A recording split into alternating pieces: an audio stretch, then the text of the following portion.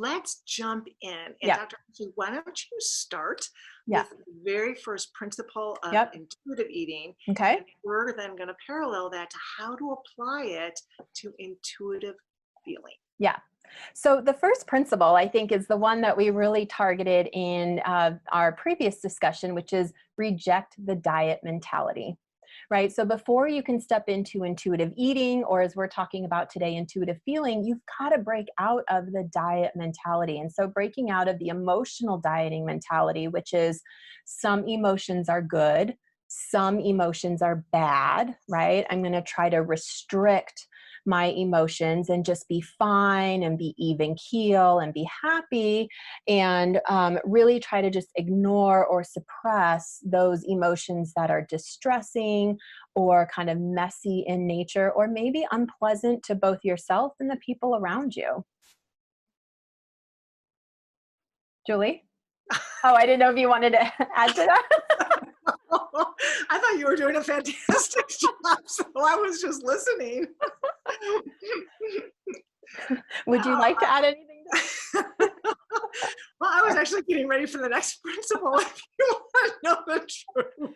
See, we need to be side by side so we can just feel each other's vibe. This is just such a different kind of artificial. We're It so really is. like literally joined at the emotional Yeah, hip. yeah. We joined at least, a little bit at the physical hip. So no, Yeah. I was just actually taking Oh, what you were saying.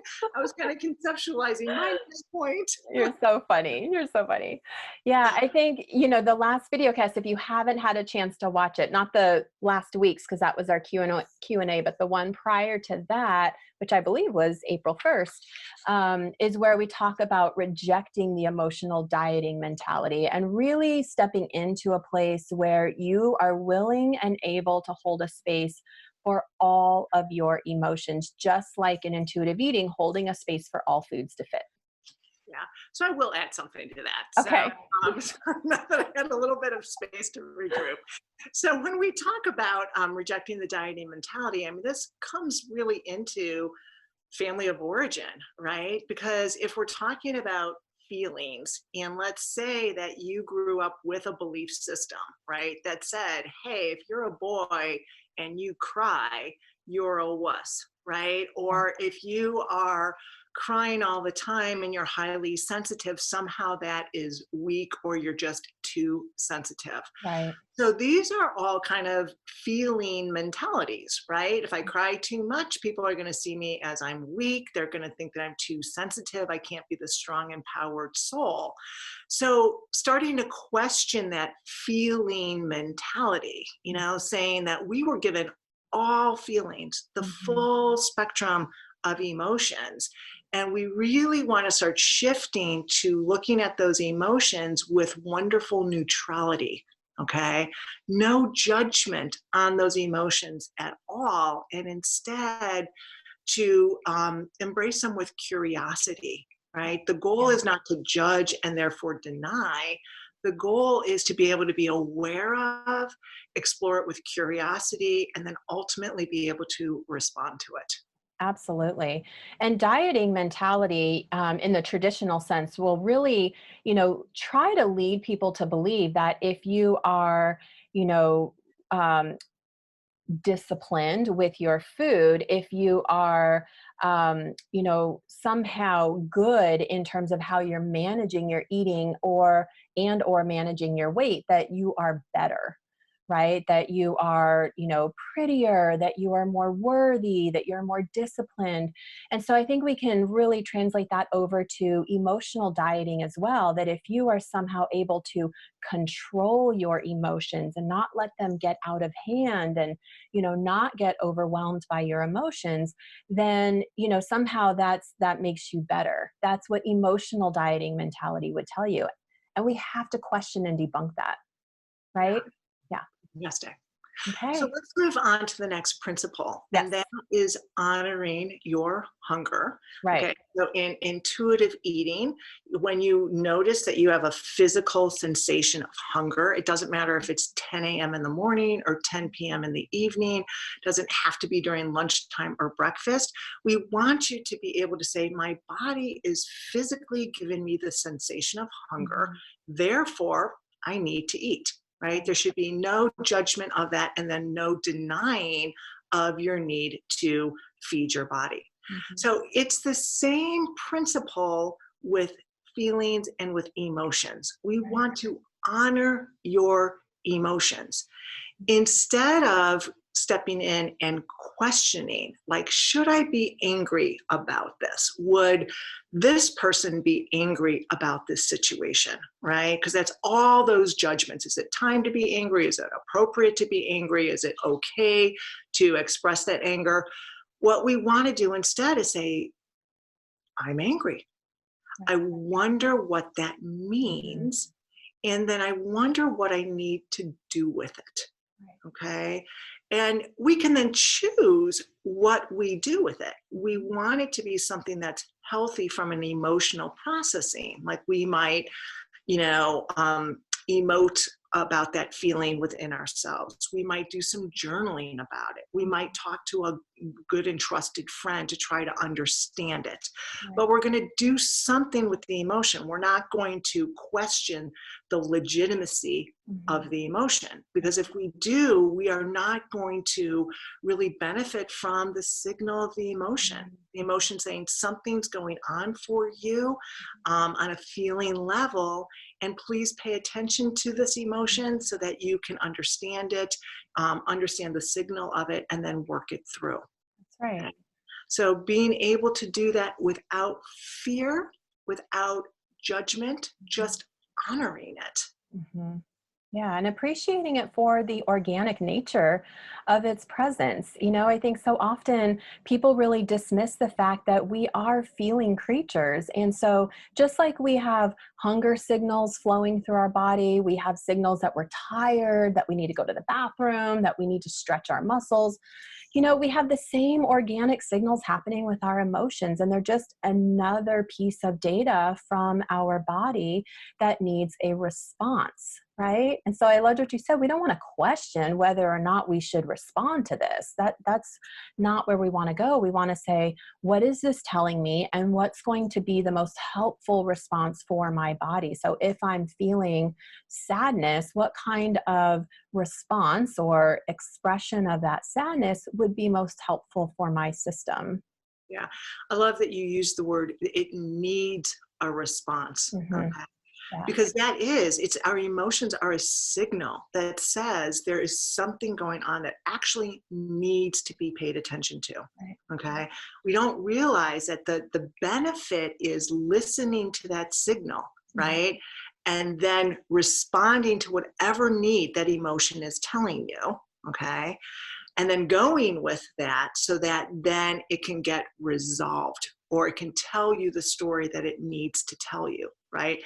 I'm feeling distrusting of this person, therefore I need to stay away. Mhm. Okay. Yeah. I'm feeling very sad that this person let me down. I need to feel that feeling, honor it, and then talk to that friend about that situation so I can feel safe again in our relationship. Absolutely.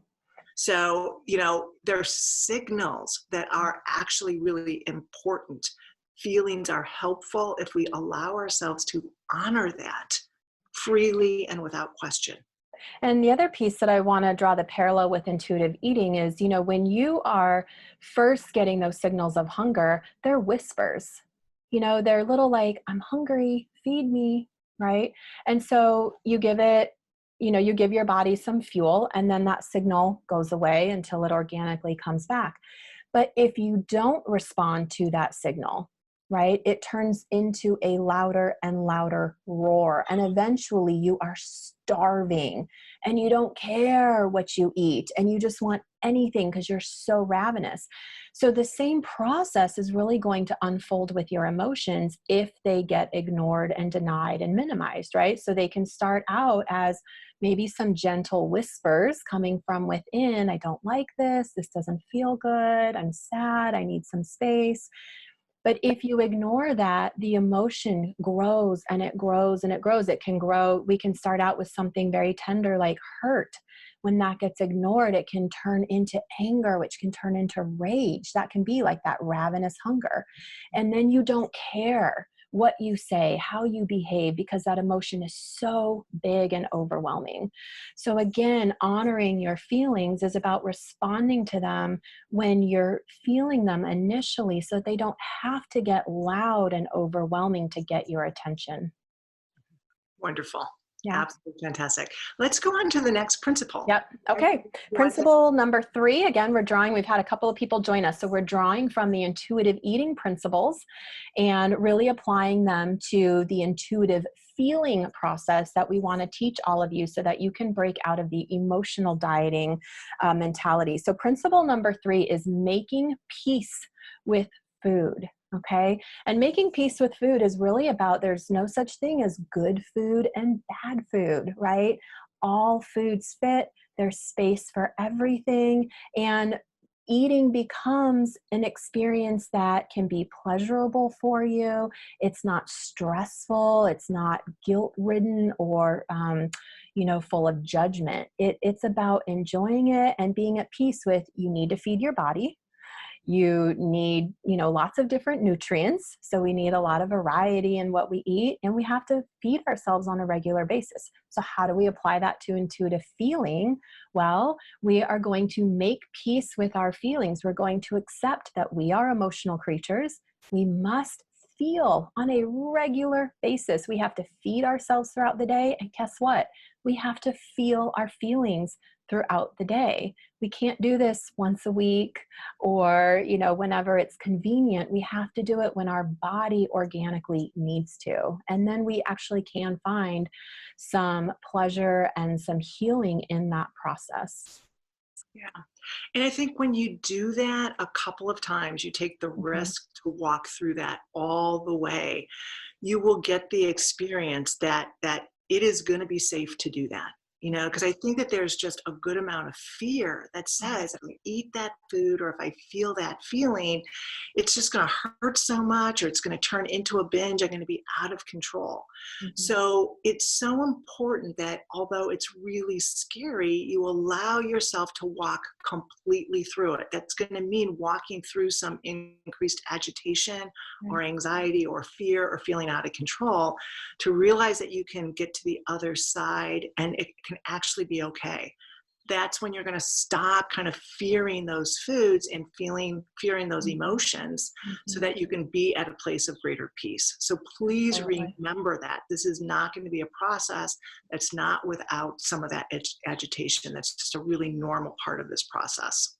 Right. So it's like we teach in the workshops that the emotional process you experience is on like a bell curve, right? So the emotional intensity is going to go up and it will hit a peak before it starts to come down. But the only way to get to the relief and the peace in making peace with your feelings is to allow that bell curve to go up. Like you're saying, Dr. Julie, to feel the agitation and the discomfort and to trust that what goes up must come down and you will get to that relief. I know so often when I'm doing sessions with clients and we will walk into a very intense emotionally laden place and it's necessary for their recovery process and it might be a 30-45 minute experience that's really intense, but afterwards when we debrief and I say like notice in your body, how do you feel now that we've walked through that? They're like, I surprisingly feel really relieved. And then they usually take a very deep breath. So Mhm. again, it's that relief and that peace that can be felt after walking through that emotional intensity. Yeah, confidence comes through the doing, you know? So over and over and over again, being able to do it, live through it, then you get confidence in the next time that there's that scary food or that scary feeling. Yeah. It's going to be all right, even if you have a temporary sense of increased anxiety. Yep. Really important. Yeah. Okay. Okay. You want to do principle number 4? You bet. So the next one is going to be challenge the food police. Yes. Okay. And then we're also going to call it challenge the feeling police. All Mhm. right. So food police can be two things. It can be either within yourself, right, from all of that old dieting mentality. Oftentimes it can also be outside of yourself, right? Like how many times like in culture, right, do we go out and they're like, oh my gosh, you Mhm. know, I can't believe that you're eating that, or you shouldn't be eating that, or you're worrying that somebody's going to be looking at you saying you should not be eating this food, right? So there's all sorts of kind of food police dynamics in our society. And oftentimes when we talk about learning this healthier way of being, we know that you're going to be in the minority. Okay. So you're actually going to have an approach to food that is going to be different than most people. Right. And we're going to be asking you to give yourself allowances that most people, because they're so disordered within themselves, are not doing. All right. It's going to be a parallel process with emotions. Okay. So again, you're going to have learned somewhere your belief system regarding emotions, right? Somewhere there's going to be an internalized emotion police, right? If you feel anxious about that, that means that you must not be capable. If you feel sad about that, it must be that you're not strong enough. Okay.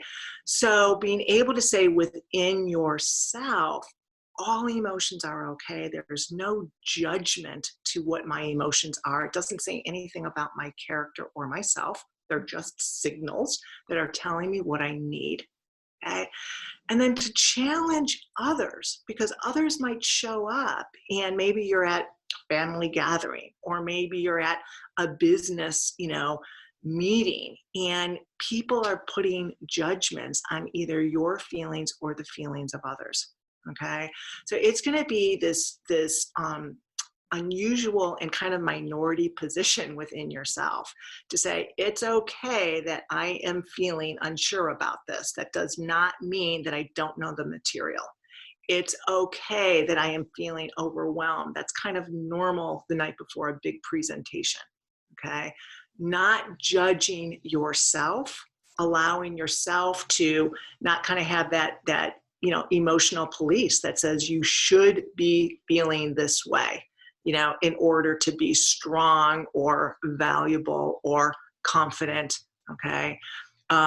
Just kind of saying there's nothing wrong with my feelings, regardless of what they are. It doesn't say anything about my character. They're just signals to what I'm feeling at this point that's going to help me to know what I need, right, to work this through. Right. Right. Do you have anything to add? What's that? Do you have anything to Oh, add? sorry, it was cutting out there for a minute. Yeah, I did, and it totally escaped me. It'll Oh, probably okay. come back. Yeah, I think the internal and external food police and feelings police is really important. I know what I was going to add. I think we also want to bring in just a friendly reminder for those of you who have been with us for a while about being a highly sensitive person and the experience of that, and we'll get into this more in some future video casts for those of you who are new to us, but to also appreciate that above and beyond just the typical feeling experience that all humans have, if you are one of the lucky ones to also be a highly sensitive person, like Dr. Julia and I are, and like so many people who struggle with emotional and binge eating, then you're going to feel those feelings on an even deeper level. And so again, talking about being in the minority, being a highly sensitive person, it's only 1 in 5 people who really have that emotional makeup. So that means you're going to feel more deeply. You're probably going to need more in terms of processing through that emotion, whether that's more time, more attunement from others, more space to be held by the loved ones that you turn to for support, and just respecting that, right? Without any kind of judgment, just accepting that's how you're built. That's what you need. We're not going to question it. We're just going to work to respond to it. Yeah. Okay. Fantastic. All right. Principle number 5, feel your fullness. So we were talking about honoring your hunger, which is on, this end of the spectrum, with hunger and fullness, hunger being the signal that it's time to eat, fullness being the signal that says, okay, I'm satisfied. I've had enough. So how can we apply this to emotions? And I think, when emotions are, are activated and they're signaling to you, hey, respond to me, we want to be able to work through them enough to really get to that place where we feel like we are emotionally full, right? Where we feel satisfied, like, okay, I've had enough time and space to process this. I've received enough validation from the loved one that I'm turning to for support. Just feeling like you've gotten all that you need and not shortchanging yourself. Because I think when you're in that emotional dieting place, you might rush yourself through the process. You might think, I've got to get over this. I've got to be fine again. I've got to put on a happy face. I just need to be grateful. And I see that a lot, people rushing themselves through the emotional process and not taking all of the time and energy and others' support that they need to really get to a place of emotional fullness and satisfaction. So I think, slowing this down, really taking what you need to fill yourself up emotionally so that you can get to that place of feeling relieved, grounded, recentered within yourself, and really satisfied on that emotional level. Yeah, I love as you're saying this, it's really like going through mindfulness with Yeah. your emotions. So, what we do oftentimes with intuitive eating is really teach people mindfulness, right? Kind of enjoy it, savor it, really taste it, allow yourself to experience being full, right? Giving yourself time to do that. And then the craving, really goes away because the need has been satisfied. It is the same thing when we are talking about emotions. Really to let yourself go through it in such a way that you embrace it, feel it, let yourself grieve it, express it, kind of sometimes even be carried down into it if it's something like sadness or depression. The more we feel it fully, the more we're going to really authentically come out the other side. Yeah. Okay. And I recently had an experience of this. I was going through a pretty deep personal issue, and I knew that I needed to kind of like process it through. And I took a really nice soulful walk. I put some music on that really reminded me of kind of a time period that was related to what I was going through personally. So I really deepened my emotion through that process. And I really felt, I actually stopped at one point. I actually allowed some tears to come and just really felt it in my gut. And by the time I got done with that walk, I really had transitioned through a pretty deep feeling. And to me, that was an experience of mindful feeling, Yeah. really, setting it up and listening to yourself so you could really carry yourself through it. And I do think that that's what we need to do, both with our experience of food Mhm. and with our experience of emotions. Yeah. I love that example because it sounds like you really allowed your body and your psyche to lead you through the process and tell you what it needed. And you didn't allow kind of artificial beliefs about how this should go or what you should be feeling or doing. And isn't that what we are asking people to do with intuitive eating? Really listening to your body to tell you, where are you on the hunger fullness scale? Do you want some more food or are you satisfied? As opposed to letting your eyes say, I should only eat this much, or letting the portion that's served to you dictate how much you should eat. Again, it's coming back to that organic body-led process of intuitive eating and intuitive feeling.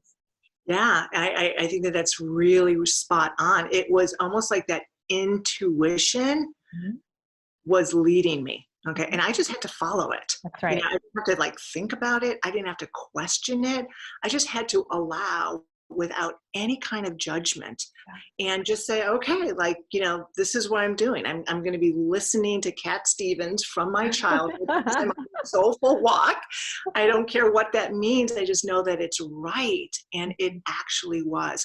That's a perfect way to describe it because it really came from a very deep place of knowing Yeah. um, And and trusting. and trusting. Yeah. Absolutely. And Yeah. it brings you right through. That's what I want people to know over and over and over again. If you trust it and not fear it, okay, even though it's going to take you to a deep place, you are going to come out the other end Mhm. feeling better, more whole, like happy, at peace, and Mhm. most of the time garnering the wisdom of that journey that your intuition just took you through. Because our internal self is the ultimate wisdom, right? It's far wiser than our intellectual self, in my opinion.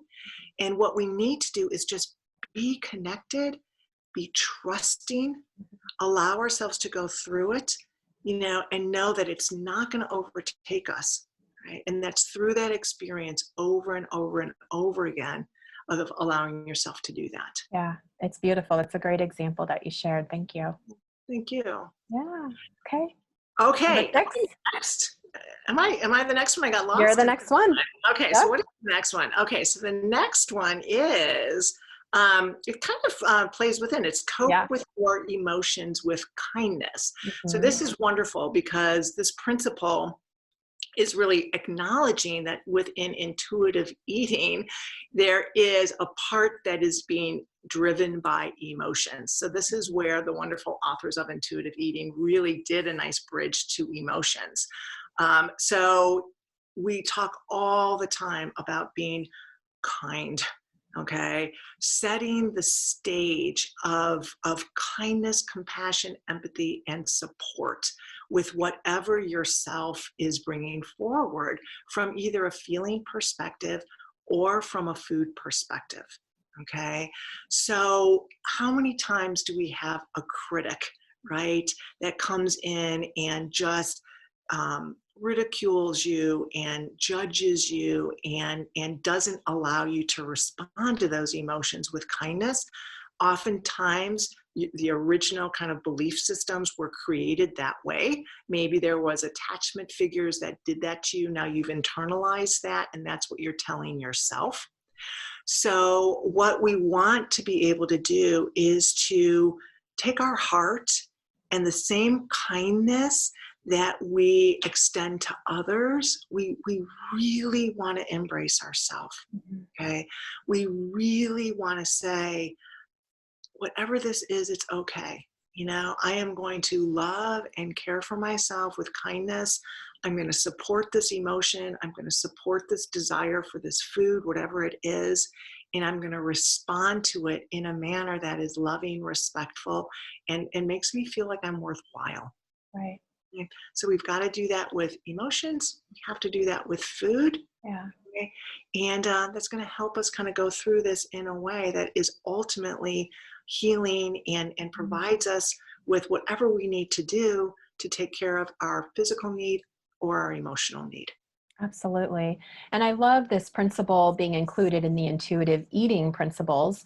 And for those of you who are newer to our community, it really touches on one of the cornerstones of our beliefs and approaches, the deeper work approaches to helping people recover, which is understanding and appreciating and respecting that behind every binge is a lot of emotion, right? That this is not just about food. This is also about your feelings. And that's why we're weaving together these principles. It's why we're always talking about, when you have that urge to binge and or that urge to diet, there are feelings under the surface. Sometimes you're aware of them, sometimes you're not, but they're there. This isn't just a food issue. Beautiful. Yeah. Absolutely spot on. Okay. Absolutely. They go so together. Absolutely. Okay, so the next principle is discover the satisfaction factor.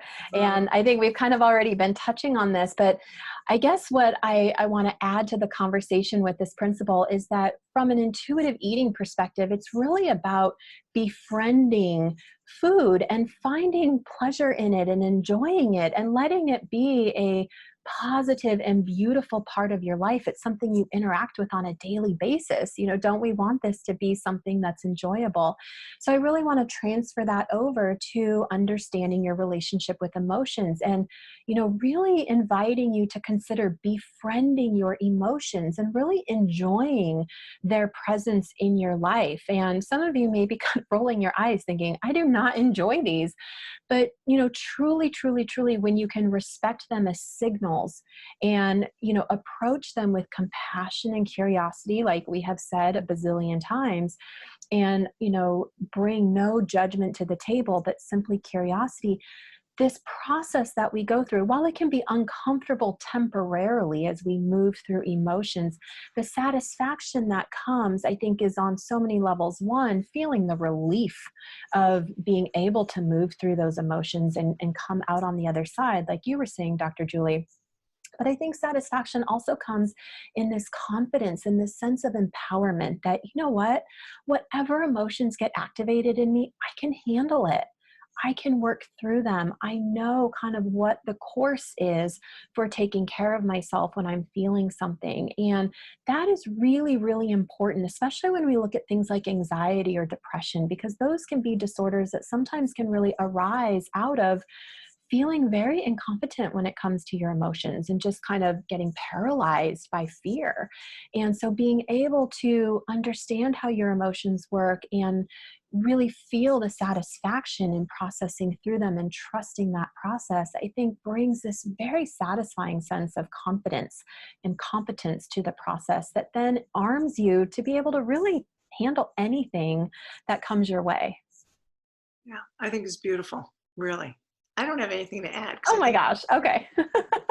absolutely perfectly. Okay. Good. So the next principle is a big one, and it is respect your body. Yeah. Okay. And we have dedicated videocasts in the past to body acceptance, right? I'm sure that we will do many more videocasts because this is such a loaded area for people. But we want you to know that respecting your body, we've talked before about acceptance is not complacency. That is definitely our approach, that we want you to love and respect and not ridicule your body.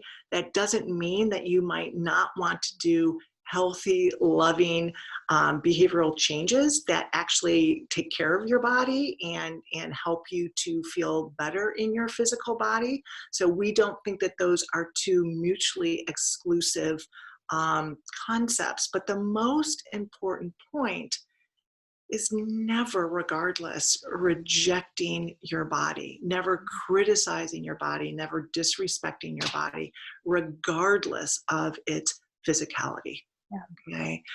And so when we look at this, I'm going to change this a little bit. I'm not going to do a direct parallel to respect your feelings because I think we've talked about that quite a bit. Yeah. I'm going to tweak it a little bit to be respect yourself. Mhm. Okay. So respect your body, right? But respect yourself. And that means honor who you are. Okay. So many times in life, we come up against cruelty, right? So whether it is like intentional or it's inadvertent, right? So many times from a very young age, we get ridiculed, teased, disappointed. Mistreated. Yeah, not understood, we're misattuned, right? So there's all of these experiences that yourself goes through as a feeling, breathing human entity, right?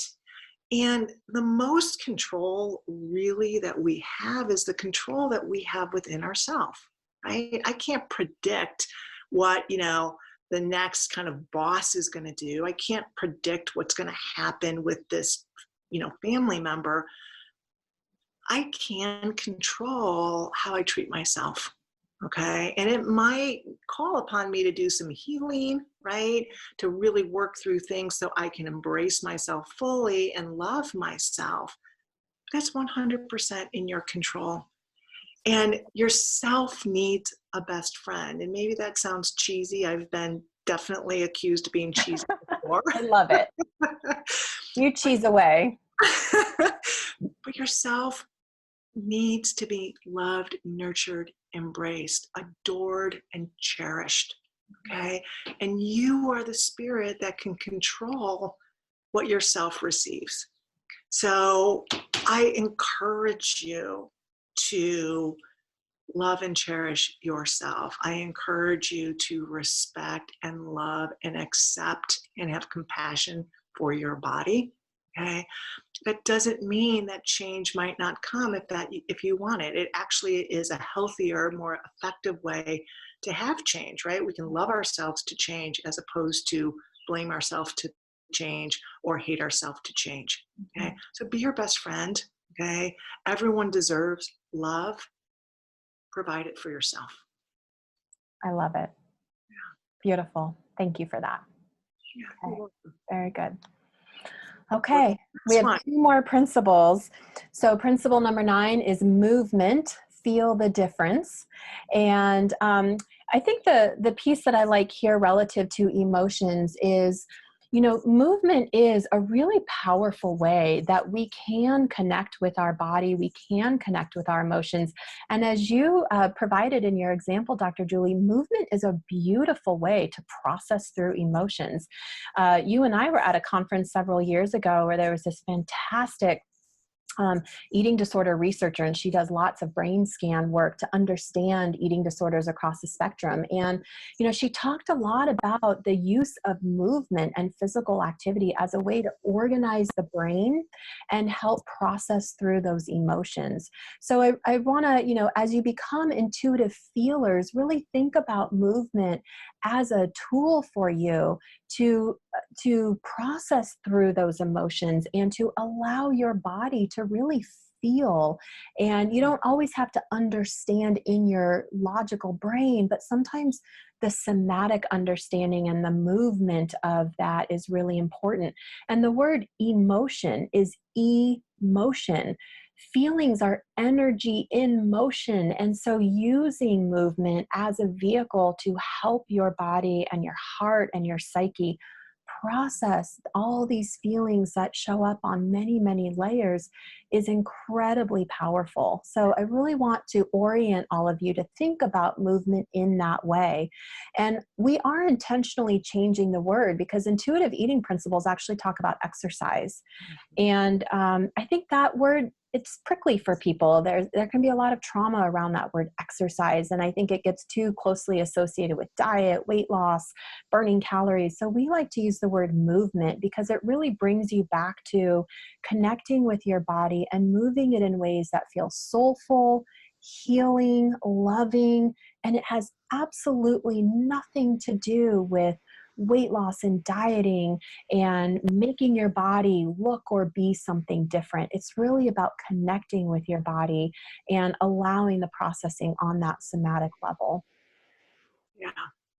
I think movement is magical. I mean, it just, I think we are just in the infancy of really understanding how movement helps us to process. Mhm. And when you think about it from an evolutionary perspective, I mean, we were like nomadic. We were like moving all the time. And there has to be a beautiful rhyme and reason, right, to the physical and the emotional benefits of moving, almost as like a breathing, right? So we move to help us kind of process and metabolize and have every aspect of our mind, body, and spirit just be in greater health. So Absolutely. I do really love the movement away from the word exercise, Yeah. because exercise to me always brings up just like this image of the gym, with Yeah. people just like beating themselves up on the Stairmaster. Yeah. And movement to me is like dancing or walking, or riding your bike or running around with your kids, through the sprinkler, right? Mhm. So it is just moving your body and Mhm. giving it what it needs. Yeah. So I, Yeah. I think over and over and over again, we just have to work on replacing that Mhm. mentality of exercise with just Mhm. glorious movement. Yeah. Over And and over. interestingly, I mean, the research is showing that, the work that we do to process traumatic experiences, we use something called bilateral stimulation, which is just basically a fancy term for back and forth. And walking actually parallels that process. And so, when you are feeling something, grappling with something, going for a walk has a profound effect on your mind and body's ability to work through that. Even if you're not consciously making sense out of it or problem solving, you will feel better. That satisfaction piece will be there at the end of that walk. So it's really incredible. Yeah. Wonderful. Wonderful. Yay. Okay. So I'm going to do the last Yep. principle. Okay. And the last principle is honor your health with gentle nutrition. Okay. So there are lots of ways to honor your emotions, but I think what I'm going to do is I'm going to talk about, to me, one of the most simple and the most difficult for people. And so when I think about honoring your emotions that come into this more complex, simple but difficult Mhm. perspective, I think about being able to take an emotional process that is in an interpersonal realm, right? And being able to, instead of avoid, we've talked a lot about avoidance in past video casts, use communication, okay, to address whatever is going on for you emotionally in the interpersonal realm, okay, so that it can get communicated and worked through, so that the end result of that is going to be a greater attachment, right? A deeper, more intimate connection as a result of being able to honor your emotions. Yeah. Okay. So think about how many times our emotions go sideways when we, are upset and we don't want to hurt someone else's feelings, or we're afraid that we're going to be rejected. We're afraid that somebody's going to get mad at us, or it's just darn uncomfortable. And so we hold those feelings in. It ends up physically affecting us. It usually goes sideways into behaviors, and then it affects the very interpersonal relationships that oftentimes are our lifelines. Right. So being able to say, to honor this emotion, I'm going to go forward into the interpersonal realm with whoever might be involved with this. And I am going to risk to reach out and say, hey, can we talk about this? Because I care enough about you and I care enough about me to work this through. Okay. So I look at that as tending to your emotions, and it's also tending to your relationships, which to me comes back to tending to yourself, because we are all human beings that want emotional intimacy and connectedness. Okay.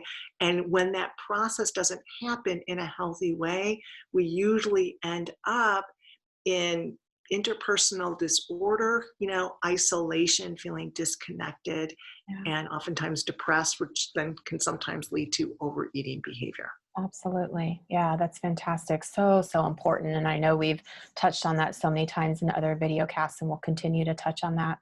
If I can add one other piece, I know we're out of time, but there's a word in that principle that I just love, and it's gentle. Mhm. Honor your health with gentle nutrition. And so I think, too, coming back to the emotional piece of being gentle with yourself. I mean, so often, Dr. Julie, you and I hear our clients talk about how they're so hard on themselves. They're critical, they're judgmental, they're expecting so much of themselves and their emotions in a way that really kind of they end up beating themselves down. So I just love that word gentle, being very kind and loving. You probably are a highly sensitive person. It's a beautiful thing. And so really handling your emotions, with that gentleness and that sensitivity, because that's really where we thrive and where we flourish and where we become these strong beings that use our emotions to help us get through life in a really healthy, non-disordered way. So I just wanted to add that too, because I just think that word is beautiful.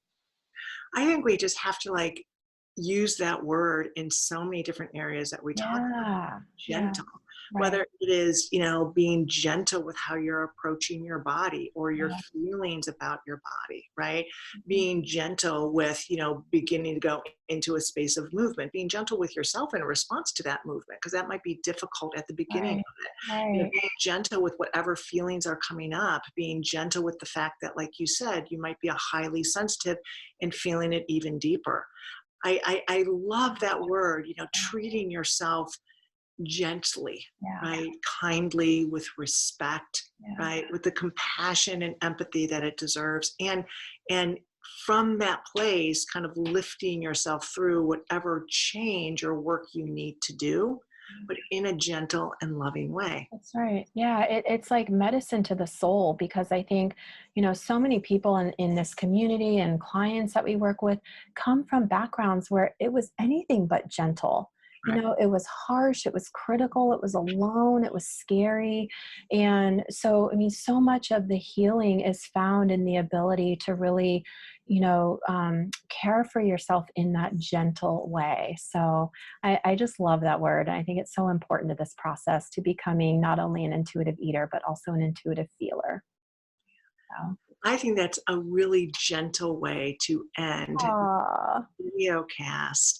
aw, Wonderful to be able to take these intuitive eating principles mhm, and bring it into what we are coining intuitive feeling principles. yeah, And we'll continue to expand because, again, this is such a parallel process as we learn to move away from the dieting behavior and move away from the emotional dieting behavior, which comes all together to a healthier self. yeah. Fantastic. So just a friendly reminder to everyone that we are encouraging you all to do your activities if you want to. We posted our theme, diets don't work, and we're not just talking about food diets, but we're also talking about feeling diets. So if you haven't checked that out yet, we have the graphic posted in the featured section of the community where you can see our little nudges for doing a food experience, a movement experience, and a creative experience that will help you connect with this theme of diets don't work. And if you feel so inclined, we'd love to see pictures of what you create for yourself towards full recovery, and you can share those in the community. So, okay. Okay, so we'll see everybody next week with Yep. questions and answers. Yep. We love receiving your questions. It's the best way for us to give information that we know is really, really relevant for you. So Yeah. we'll see you in the coming week Yep. and take care, stay Take healthy. care. Okay. Bye, guys.